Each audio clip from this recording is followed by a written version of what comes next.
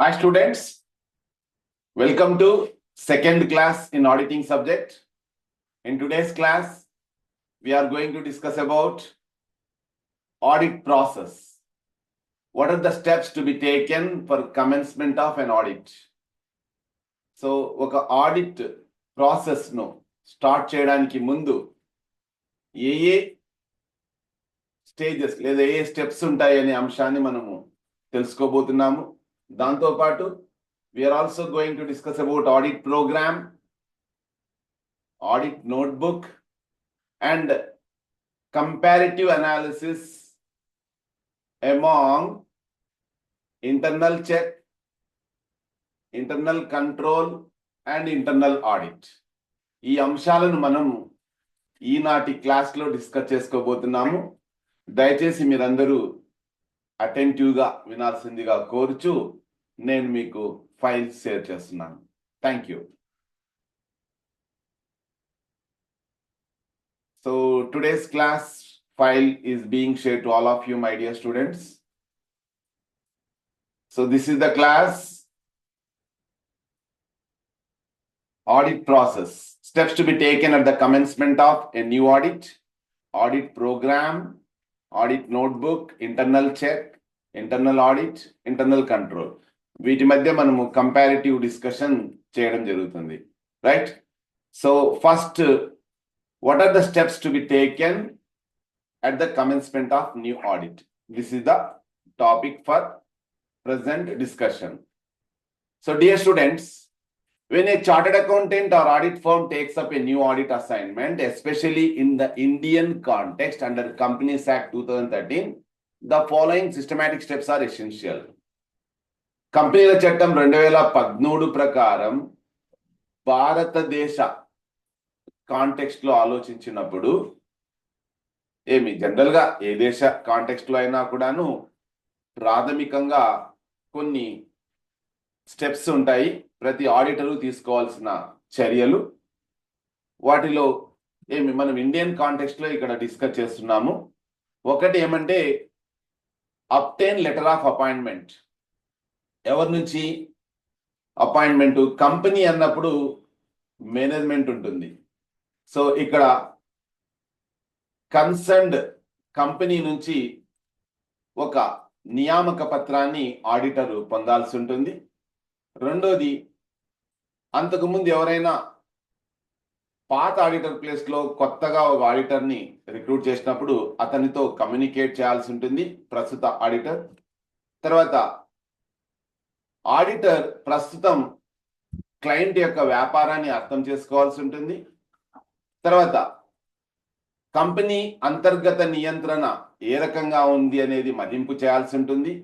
ఆ తర్వాత audit plan, audit programme తయారు చేసుకొని తర్వాత ప్రతి ఖాతాకు సంబంధించిన ప్రారంభ నిల్వలను తనిఖీ చేసి అవసరమైన పత్రాలను, సమాచారాన్ని కంపెనీ యొక్క సిబ్బంది నుంచి పొందాల్సి ఉంటుంది. సో ఇవి ప్రాథమికంగా steps, my dear students. One by one మనం డిస్కస్ చేసుకోబోతున్నాం. So obtain a letter of appointment. A formal letter should be obtain from the client confirming appointment as an auditor. మీరు ఆడిటర్గా నియమించబడ్డారు అనే ఒక నియామక పత్రాన్ని కంపెనీ యాజమాన్యం నుంచి ఆడిటరు పొందాల్సి ఉంటుంది. ఆ లెటర్లో ఏమేమి ఉండాలి అంటే scope of the audit, audit యొక్క పరిధి, రెస్పాన్సిబిలిటీస్, ఆడిటర్ యొక్క బాధ్యతలు, టర్మ్స్ ఆఫ్ ఎంగేజ్మెంట్, షరతులు, ఆడిట్కి సంబంధించిన ముఖ్యమైన షరతులు ఏమైనా ఉంటాయి అవి. తర్వాత తనకు ఆడిటర్గా పనిచేసినందుకు ఎంత మొత్తాన్ని రుసుముగా చెల్లిస్తున్నారు అనే అంశాలు ఈ లెటర్ ఆఫ్ అపాయింట్మెంట్లో క్లియర్ కట్గా ఉండాలి. So dear students, section 139 of companies act governs auditor appointments. So మనము ఎంకామ్, పీజీ, సెట్ దృష్టిలో పెట్టుకున్నప్పుడు ఆడిటింగ్ సంబంధించి కొన్ని చట్టాలకు సంబంధించిన సెక్షన్స్ కూడా ఇంపార్టెంట్ కాబట్టి వీటిపైన కూడా మీకు మాక్ టెస్ట్ ఉంటుంది. దాంతోపాటు మీకు సో ఇక్కడ మెటీరియల్ కూడా ఇవ్వడం జరుగుతుంది. ఇవి మీరు జాగ్రత్తగా గమనించాలి. నెక్స్ట్, సో ఒకటి అపాయింట్మెంట్ పొందాలి, రెండోది కమ్యూనికేషన్ ప్రీవియస్ ఆడిటర్. ఇది చాలా ఇంపార్టెంట్ స్టూడెంట్స్. పాత ఆడిటర్ స్థానంలో కొత్తగా ఒక ఆడిటర్ని నియమించుకున్నప్పుడు ఆ కొత్త ఆడిటరు పాత ఆడిటర్ను కంపెనీకి సంబంధించిన విషయాలు కనుక్కోవాల్సి ఉంటుంది. సో ఇక్కడ పార్ట్ 1 ఆఫ్ అంటే class 8 of part 1 of first schedule of ICAI code of ethics అనేది ఒక రూల్స్ అండ్ రెగ్యులేషన్ సంబంధించిన పత్రము. ఆ పత్రం ప్రకారము ఇన్కమింగ్ ఆడిటర్ అంటే ఇది ఒక కంపెనీ అనుకున్నప్పుడు ఆల్రెడీ ఓల్డ్ ఆడిటర్ బయటికి పోతుంటాడు, కొత్తగా ఆడిటర్ న్యూ ఆడిటర్ లోపలికి వస్తున్నప్పుడు ఓల్డ్ ఆడిటర్ నుంచి న్యూ ఆడిటరు అన్ని విషయాలు కంపెనీకి సంబంధించి తెలుసుకోవాల్సి ఉంటుంది. అది ఎందుకు అంటే this ensure professional courtesy and helps avoid conflicts or ethical issues. అంటే నైతికమైన ఏమైనా వివాదాలు కానీ లేదంటే వివిధ రకాల డిస్ప్యూట్స్ ఇలాంటివి తలెత్తకుండా పాత ఆడిటరు కొత్త ఆడిటర్ మధ్య కావచ్చు, లేదంటే కంపెనీను మరియు ఇప్పుడు ఇన్కమింగ్ ఆడిటర్ మధ్య కావచ్చు, ఏవైనా వివాదాలు రాకుండా ఉండటానికి ఖచ్చితంగా ఓల్డ్ ఆడిటర్తో న్యూ ఆడిటర్ కమ్యూనికేట్ కావాల్సి ఉంటుంది. This is very very important. Next, understanding the clients business. ఖచ్చితంగా ఎవరైతే ఇన్కమింగ్ ఆడిటర్ ఎవరైతే వస్తున్నారో అతను ఎవరైతే తనను నియమించుకున్నారో, ఏ కంపెనీ అయితే నియమించుకోయిందో ఆ కంపెనీ యొక్క వ్యాపారానికి సంబంధించిన సమగ్ర సమాచారాన్ని ఆడిటర్ అర్థం చేసుకోవాలి. సో డియర్ స్టూడెంట్స్, ఈ కంపెనీ యొక్క మొత్తం అంశాలను అర్థం చేసుకోవడం అంటే ఏమంటే వ్యాపారం యొక్క స్వభావము, దాని యొక్క పరిమాణము, ఎంత పెద్ద సైజులో ఉంది, దాని యొక్క స్వభావం ఏంటి, ఆర్గనైజేషన్ స్ట్రక్చర్, వ్యాపారం యొక్క నిర్మాణం, వ్యవస్థ యొక్క నిర్మాణం, ఇంటర్నల్ కంట్రోల్ ఎన్విరాన్మెంట్, అంతర్గత నియంత్రణ పరిసరాలు, industry risks and laws applicable, ఏ చట్టాల కంపెనీకి అప్లికబుల్ అవుతాయి, అదేవిధంగా ఎలాంటి రిస్కులు ఉన్నాయి అని మొత్తం పరిజ్ఞానంతా అర్థం చేసుకోవాల్సి ఉంటుంది. సో ఇది ఎలా చేయొచ్చు ఒక ఆడిటర్ అంటే this can be done by reviewing memorandum and articles of association. సంస్థాపనా పత్రము మరియు కంపెనీ నియమావళిని చూసి ఆడిటర్ అర్థం చేసుకోవచ్చు. అదేవిధంగా గతంలో పాత ఆడిటర్లు నివేదించిన ఆడిట్ నివేదికలు మరియు ఆర్థిక నివేదికలు వీటిని చూసి కూడాను తెలుసుకోవచ్చు. అదేవిధంగా ఆర్గనైజేషన్ చార్ట్స్ అన్నమాట. అంటే ఎగ్జాంపుల్ ఒక ఆర్గనైజేషన్ స్ట్రక్చర్ ఎలా ఉంటుంది అంటే షేర్ హోల్డర్స్ ఉంటారు, వాళ్ళు చైర్మన్ అండ్ మేనేజింగ్ డైరెక్టర్ను, బోర్డ్ ఆఫ్ డైరెక్టర్స్ను నియమించుకుంటారు. వీళ్ళు తర్వాత ఫంక్షనల్ మేనేజర్స్ని, అసిస్టెంట్ ఫంక్షనల్ మేనేజర్స్ని, తర్వాత సూపర్వైజర్స్ని, ఆ తర్వాత వర్కర్స్. ఈ రకంగా top level, middle level, lower level మేనేజ్మెంట్లు ఉంటాయి. ఆ చార్ట్ను ఖచ్చితంగా కొత్తగా వస్తున్న ఆడిటర్ పొందాల్సి ఉంటుంది. Next, assessment of internal controls. So dear students, కొత్తగా నియమించబడిన ఆడిటరు సంస్థ యొక్క అంతర్గత నియంత్రణలు ఎలా ఉన్నాయి అనేది తెలుసుకోవాల్సి ఉంటుంది. So review the effectiveness of internal control system to determine extent of audit procedures needed. A strong control system reduces the scope of detail checking. Dear students, కంపెనీలో అంతర్గత నియంత్రణ బాగా ఉంది అంటే ప్రతి అంశాన్ని కూలంకుషంగా తనిఖీ చేయాల్సిన అవసరం ఉండదు. కాబట్టి తనిఖీ చేయాల్సిన పరిధి అనేది తగ్గుతూ వస్తుందన్నమాట.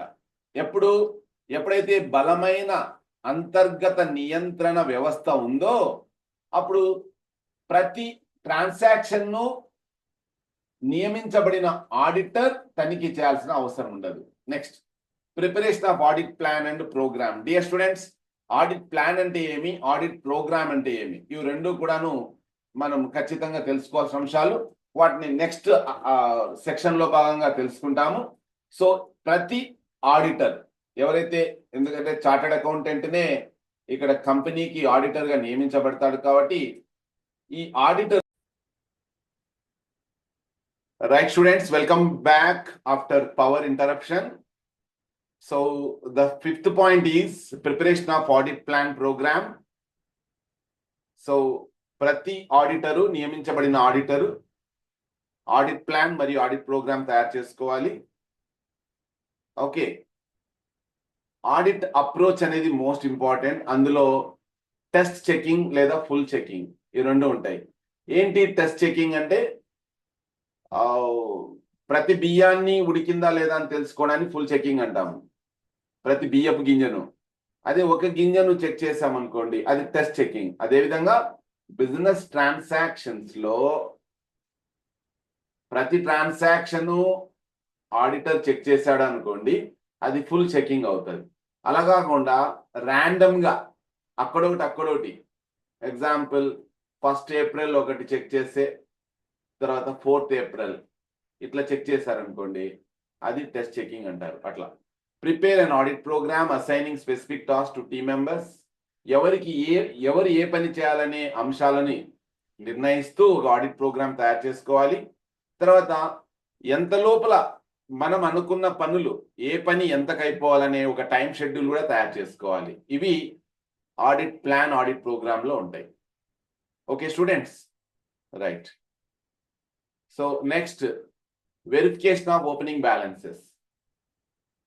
So the opening balances of current year should match the closing balances of previous year. ఏంటి ఓపెనింగ్ బ్యాలెన్సెస్ అంటే అసెట్స్ కావచ్చు, లయబిలిటీస్ కావచ్చు. లయబిలిటీ అప్పులు కానీ ఆస్తులు కానీ మనము every year financial position 31/12/2024 assets liabilities balance sheet ఇప్పుడు అసెట్స్ లయబిలిటీస్ ఇలా చూపించామనుకో, sorry I'm very sorry, liabilities ఎప్పుడు కూడాను లెఫ్ట్ సైడ్ వస్తాయి, అసెట్స్ రైట్ సైడ్ వస్తాయి. ఓకేనా, రైట్. సో ఈ రకంగా మనం లయబిలిటీస్ అసెట్ చూపించినప్పుడు ఎప్పుడు 31/12/24 1వ తేదీ కూడాను అదే బ్యాలెన్సెస్ చూపాలా అని అర్థం. ఇక్కడ ఓపెనింగ్ బ్యాలెన్సెస్ అంటే క్లోజింగ్ బ్యాలెన్సెస్ ఇదే అయితే 1/1/2025 ఓపెనింగ్ బ్యాలెన్సెస్ అవుతుంది. ఓపెనింగ్ బ్యాలెన్స్ ఈ డేట్ అవుతుంది అనమాట. అట్లా if it is the first audit extra care is needed to verify fixed assets, reserves, debts and liabilities. ఇంకా మొట్టమొదటి ఆడిటే అనుకోండి, స్థిరాస్తులు ఏంటి, నిధులు ఏంటి, అప్పులు ఏంటి, ఇవన్నీ కూడాను ఖచ్చితంగా వెరిఫై చేయాల్సిన బాధ్యత ఆడిటర్ పైన ఉంటుంది. Right students, next 7th point ఏమంటే obtain necessary documents and information. అంటే అవసరమైన పత్రాలను సమాచారాన్ని ఖచ్చితంగా ఆడిటరు స్టాఫ్ నుంచి, ఏ స్టాఫ్, కంపెనీ స్టాఫ్ నుంచి పొందాలి. ఏంటి డాక్యుమెంట్స్ అంటే ఫైనాన్షియల్ స్టేట్మెంట్స్. ఫైనాన్షియల్ స్టేట్మెంట్స్ అంటే trading account, P&L account, balance sheet, fund flow statement, cash flow statement, ratio analysis, ఇవన్నీ ఫైనాన్షియల్ స్టేట్మెంట్సే అవుతాయి. ఇవి ప్రీవియస్ ఇయర్వి, కరెంట్ ఇయర్వి, ఇట్లా ఏవి ఎన్ని అవసరమైతే అన్ని కూడా తెప్పించుకోవాల్సి వస్తుంది. బుక్స్ ఆఫ్ అకౌంట్స్ అంటే మీకు జనరల్ గా సబ్సిడరీ బుక్స్ తెలిసే ఉంటుంది. Okay, purchase book, sales book, purchase returns book, sales returns book, bills receivable, bills payable, journal proper, okay, ఇంకోటి క్యాష్ బుక్. ఇట్లా బుక్స్ ఆఫ్ అకౌంట్స్ అన్నమాట. తర్వాత లెడ్జర్ అకౌంట్స్, దాంతోపాటు లీగల్ డాక్యుమెంట్స్, ట్యాక్స్ ఫైలింగ్స్ కానీ, board resolutions. Board అంటే board of directors ఉంటారు కదా, వాళ్ళు నిర్ణయించిన తీర్మానాలు ఏవైనా ఉంటే వాటికి సంబంధించినవి, బ్యాంక్ స్టేట్మెంట్స్, లోన్ అగ్రిమెంట్స్, ఇవన్నీ కూడాను ఆడిటర్ ఖచ్చితంగా తనిఖీ చేయాల్సి ఉంటుంది. కాబట్టి సేకరించాలి ఆఫీస్ స్టాఫ్ నుంచి. Right students, I hope you are understanding. Right. So ఈ రకంగా 7 అంశాలు మనకు ముఖ్యమైనవి. 1, అపాయింట్మెంట్ లెటర్ పొందాలి కంపెనీ నుంచి. 2, గత ఆడిటర్తో కమ్యూనికేట్ చేసుకోవాలి. క్లయింట్ యొక్క బిజినెస్ని అర్థం చేసుకోవాలి. అంతర్గత నియంత్రణ ఎలా ఉందో తెలుసుకోవాలి. ఆడిట్ ప్లాన్ ఆడిట్ ప్రోగ్రామ్ తయారు చేసుకోవాలి. ఓపెనింగ్ బ్యాలెన్సెస్ను వెరిఫై చేయాలి. అవసరమైన డాక్యుమెంట్స్ను సమాచారాన్ని పొందాలి. ఈ రకంగా ఆడిట్ అనే ప్రాసెస్ ఉంటుంది my dear students. Right, thank you. And next, I hope you understood this. ఇంతవరకు మీకు అర్థమైందా అనేది నాకు కావాలి, చాట్ చేయండి ఎవరైనా ఒకరు. Okay, Sai Tarini, thank you. Right, is the file visible to all? Yes, that is my question. Right. Okay, students. Okay, thank you for your responses. Okay, Maya, thank you. Right, audit program. An audit program is a structured plan. Structured plan అంటే step by step plan ఉంటుంది, దేని తర్వాత ఏది చేయాలి అనేది. Example, if you want to go to A college, మనం ఏం చేస్తాం, మార్నింగ్ ఉదయమే లేస్తాము, బెడ్షీట్స్ ఫోల్డ్ చేస్తాము, ఆ తర్వాత వాష్రూమ్కి వెళ్తాము, స్నానం చేస్తాము, బట్టలు వేసుకుంటాము, బస్ ఎక్కుతాము, లేదంటే బైక్ ఉంటే బైక్లో. ఇది స్టెప్ బై స్టెప్. అదే విధంగా ఆడిట్ ప్రోగ్రామ్ కూడాను స్టెప్ బై స్టెప్ గైడ్ అన్నమాట. That is called structured plan. Sorry, that outline the specific procedures and task to be carried out during an audit. ఆడిట్ చేసే సమయంలో ఒక నిర్దిష్టమైన కార్యక్రమాలు, పనులు ఉంటాయి. వాటిని తెలియచేసేదాన్నే ఆడిట్ కార్యక్రమం లేదా ఆడిట్ ప్రోగ్రామ్ అంటారు. దీని యొక్క లక్ష్యాలు ఏంటి? Objectives of audit programme. అది ఏం చేస్తుందంటే స్టెప్ బై స్టెప్ గైడ్ అన్నమాట. ఒక మార్గదర్శిలాగా ఆడిటర్స్ కు దేని తర్వాత ఏది తనిఖీ చేయాలి. ఎగ్జాంపుల్, ఫస్ట్ క్యాష్ బుక్ తనిఖీ చేయాలి, తర్వాత పర్చేజ్ బుక్, తర్వాత sales book. Purchase book purchase returns book కి సంబంధం ఉంటుంది, సేల్స్ బుక్ కి సేల్స్ రిటర్న్స్ బుక్ కి సంబంధం ఉంటుంది. ఓకేనా? ఈ రకంగా స్టెప్ బై స్టెప్ గైడ్ అన్నమాట. Ensure uniformity and consistency with audit work. Audit పనికి సంబంధించి ఏకత్వం, యూనిఫార్మిటీ ఉండాలి, స్థిరత్వం, కన్సిస్టెన్సీ ఉండాలి. అంటే ఏదైనా కూడాను మనము యూనిఫార్మిటీ అంటే ఏకత్వం ఉండాల, ప్లస్ కన్సిస్టెన్సీ ఉండాల. నువ్వు చేసే పని నీ యొక్క సహ ఉద్యోగులు కూడాను, అంటే ఒక ఆడిటర్ ఖచ్చితంగా ఏం చేస్తాడు, స్టాఫ్ తో వస్తాడు. ఆల్రెడీ సిఏ చేస్తున్న వాళ్ళు ఉంటారు, సిఏ అయిపోయిన వాళ్ళు ఉంటారు. ఓకేనా? ఆ స్టాఫ్ తో వచ్చినప్పుడు వాళ్ళందరికీ కూడాను ఏది చేయమంటే అది యూనిఫామ్ గా, కన్సిస్టెన్స్ గా చేయాల్సి ఉంటుంది. అట్లా. Next, allocate responsibilities to different team members. వివిధ టీమ్ మెంబర్స్ కు బాధ్యతలను అప్పగించాలి. Serve as a documented evidence of the audit work done. ఖచ్చితంగా ఏ డాక్యుమెంట్స్ అయితే తనిఖీ చేశారో అవి తనిఖీ చేసినట్టుగా ఖచ్చితంగా సిగ్నేచర్స్ కావచ్చు, డేట్ కావచ్చు, ఇవన్నీ కూడాను ఉండాలి. ఇవన్నీ కూడాను ఆడిట్ ప్రోగ్రామ్ లో భాగంగా గైడ్ లైన్స్ ను తెలియచేసేదే ఈ ఆడిట్ ప్రోగ్రామ్. ఎలా చేయాలి ఆడిటింగ్ అనేది. నెక్స్ట్, ఏముంటాయి contents of audit programme. Audit programme లో ఏమేమి ఉంటాయంటే ఏ పనులు చేయాల, పరిధి మరియు లక్ష్యాలు. ఆడిట్ యొక్క లక్ష్యం ఏంటి? ఆడిట్ యొక్క లక్ష్యం ఎగ్జాంపుల్, ప్రాఫిట్ ఎంత, ప్రాఫిట్ ఖచ్చితంగా లెక్కల ప్రకారం ఉందా లేదా అని తెలుసుకోవడము. తర్వాత ఫైనాన్షియల్ పొజిషన్, ఆర్థిక స్థితి ఖచ్చితంగా లెక్కల్లో చూపిన విధంగానే ఉందా లేదా అని తెలుసుకోవడము ఒక లక్ష్యం అనుకోండి. అది ఆబ్జెక్టివ్ ఆఫ్ ఆడిట్ అవుతుంది. పరిధి, ఎంత పరిధి అనేది. నెక్స్ట్, నేచర్ ఆఫ్ బిజినెస్, వ్యాపార స్వభావము. ఏ పుస్తకాలు తనిఖీ చేయాలి, details of books to be examined. A areas, cash, నగదు తనిఖీ చేయాలన్నా, క్లోజింగ్ స్టాక్, ఇన్వెంటరీ తనిఖీ చేయాలన్నా, లేదంటే రిసీవబుల్స్, బిల్స్ రిసీవబుల్, మనకు వచ్చే వసూలు బిల్లులు తనిఖీ చేయాలా, ఏ అంశాలు తనిఖీ చేయాలనేవి కూడాను ఆడిట్ ప్రోగ్రామ్ లో రాసుకొని ఉండాలి. List of audit procedures for each area. ఇప్పుడు ఎగ్జాంపుల్, మనము బిల్స్ రిసీవబుల్ సంబంధించి ఏ అంశాలను తనిఖీ చేయాలి, మళ్ళీ సపరేట్ గా మనము ఒక ప్రొసీజర్ ఏర్పాటు చేసుకోవాలా. అదేవిధంగా పర్చేజెస్ సంబంధించిన ఏ అంశాలు తనిఖీ చేయాలనేది సపరేట్ గా ఒక ప్రొసీజర్ తయారు చేసుకోవాలి. ఆ రకంగా time lines and reporting schedule, ఎంత టైంలో చేయాలి, ఎంత లోపల మనం ఎవరైతే సుపీరియర్ ఉంటారో అతనికి రిపోర్ట్ చేయాలనే అంశాలు. So names of persons responsible for each task.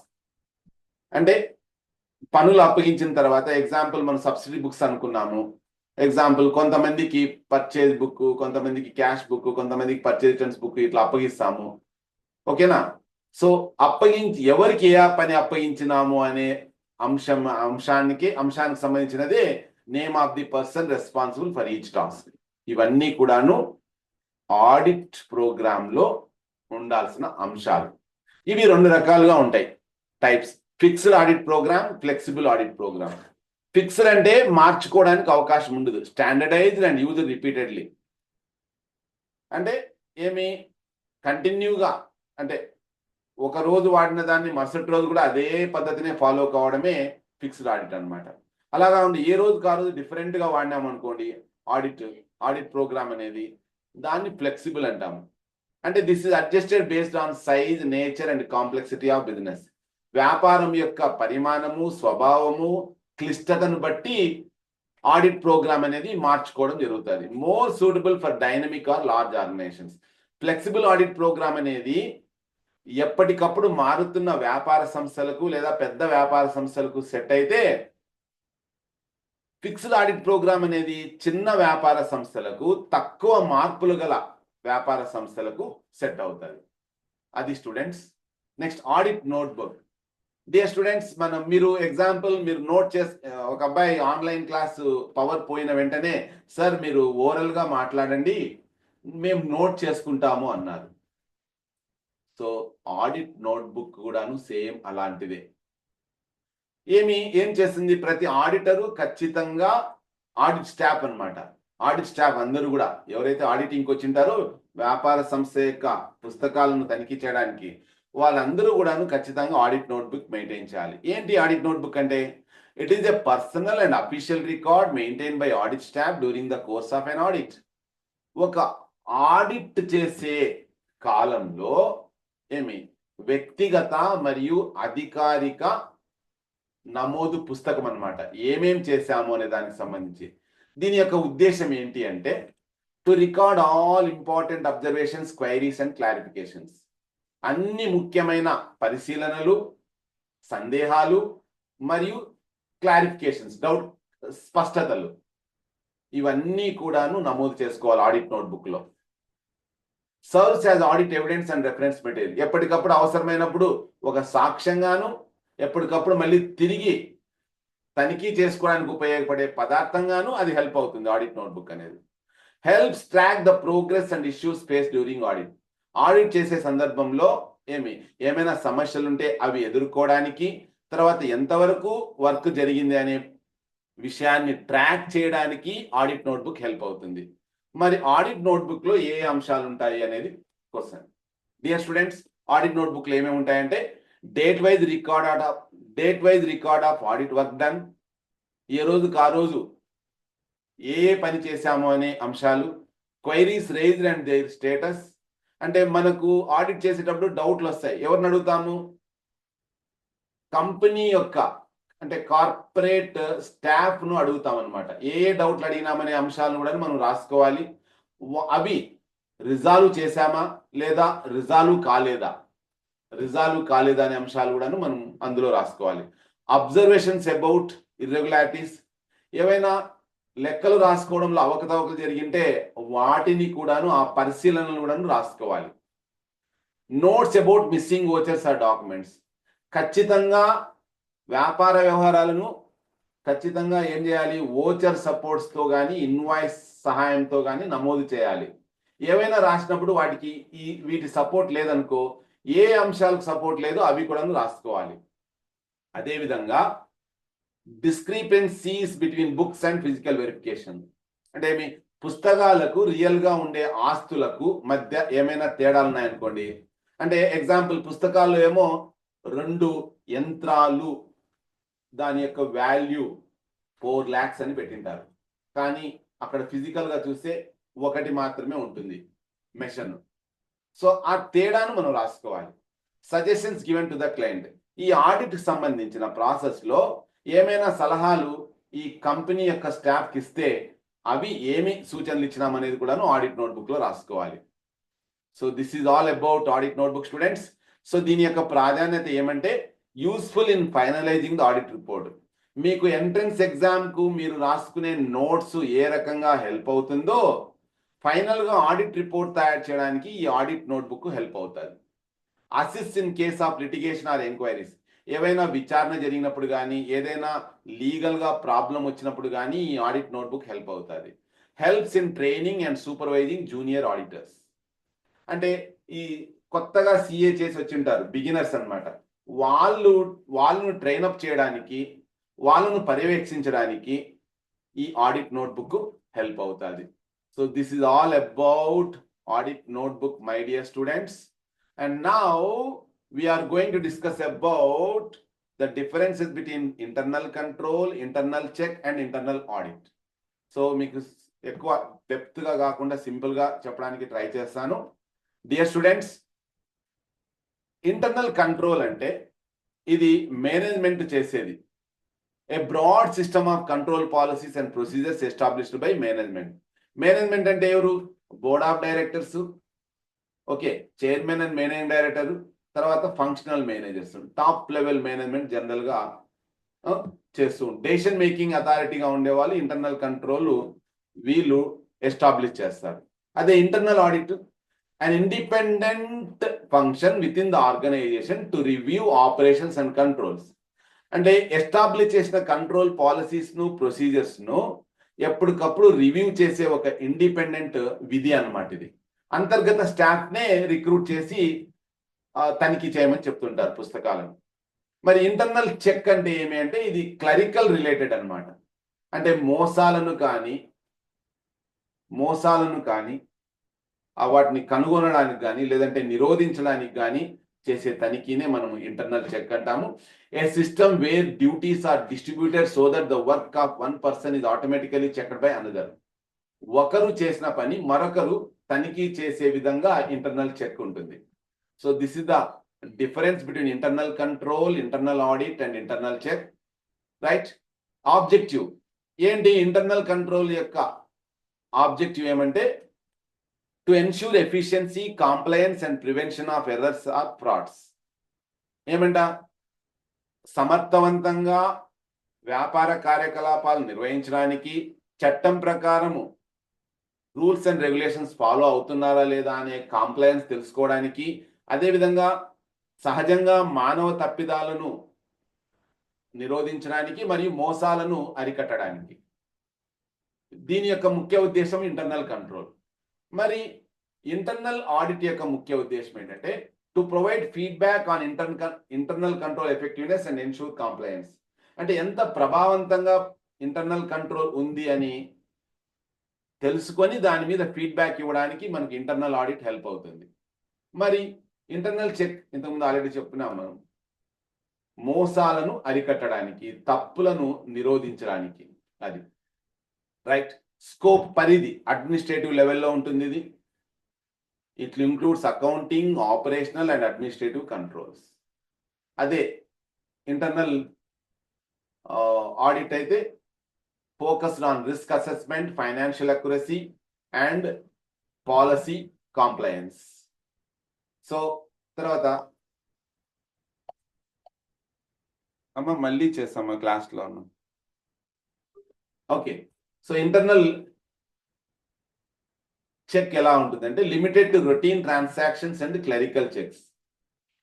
Clerical checks అంటే మనం అకౌంట్స్ రాస్తుంటాం. మీరు కూడా ఏదైనా ప్రాబ్లం చెప్పినప్పుడు రాసుకుంటారు. మీ టీచర్ వచ్చి ఏదైనా మిస్టేక్స్ ఉన్నాయా అని చెక్ చేశారనుకోండి, దాన్ని మనం క్లరికల్ చెక్ అట్లా. అదేవిధంగా ఏ రోజుకు ఆ రోజు దైనందిన కార్యక్రమంలో పుస్తకాలు ట్రాన్సాక్షన్స్ రాసేటప్పుడు పుస్తకాలలో ఏవైనా తప్పులు జరిగితే వాటిని తనిఖీ చేయడానికి సంబంధించింది అనమాట. Right. Function type, ongoing function, ongoing management function. ఇది కంటిన్యూస్ గా ఉంటుంది ఇంటర్నల్ కంట్రోల్ అనేది. ఇంటర్నల్ ఆడిట్ అనేది వారానికి ఒకసారి కావచ్చు, నెలకు ఒకసారి కావచ్చు. ఇది పరిశోధనాత్మకంగా ఉంటుంది. ఇంటర్నల్ చెక్ మాత్రం సేమ్ కంటిన్యూస్ గా ఉంటుంది.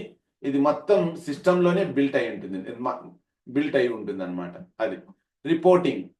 ఇంటర్నల్ కంట్రోల్ అనేది సీనియర్ మేనేజ్మెంట్ కు రిపోర్ట్ చేయాల్సి ఉంటుంది. ఇంటర్నల్ ఆడిట్ అనేది ఆడిట్ కమిటీకి కానీ మేనేజ్మెంట్ కానీ చెప్పాల్సి ఉంటుంది.